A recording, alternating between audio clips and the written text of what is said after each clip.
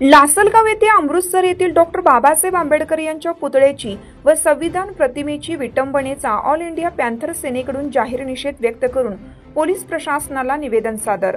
अमृतसर येथील बाबासाहेब आंबेडकरांच्या प्रतिमेची मोडतोड करणाऱ्या माथेफिरूंवर देशद्रोहाचा गुन्हा दाखल करण्यात यावा। दिनांक 26 जानेवारी प्रजासत्ताक दिनाच्या दिवशी अमृतसर येथे एका माथेफिरूने महामानव भारतीय संविधान निर्माता बाबासाहेब आंबेडकरांच्या पुतळ्यासमोरील संविधानाच्या प्रतिकृतीची मोडतोड करून हार घालण्यासाठी असणाऱ्या शिडीवर चढून महामानव डॉक्टर बाबासाहेब आंबेडकर यांच्या पुतळा हातोडीने तोडफोड करण्याचा प्रयत्न केला। संविधानाच्या प्रतिमेची विटंबना केल्याबाबत व बाबासाहेब आंबेडकर यांच्या प्रतिमेची मोडतोड केली अशा माथेफिरूंनी कोणाच्या सांगण्यावरून ही घटना केली, तसेच या समाजकंटकांनी जे कृत्य केलं त्यास कोणी करायला लावले हे पाहणं गरजेचं आहे। हे कृत्य कुणा एका व्यक्तीचं काम नसून त्यामध्ये अनेक जण असल्याची शक्यता नाकारता येत नाही।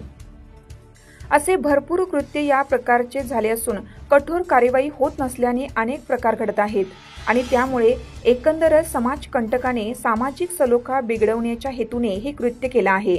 या सामील असलेल्या सगळ्यांवर त्वरित गुन्हे दाखल करण्यात यावे, अन्यथा ऑल इंडिया पॅन्थर सेनेच्या वतीनं देशभर आंदोलन छेडण्यात येईल असा इशारा निवेदनाद्वारे देण्यात आला आहे।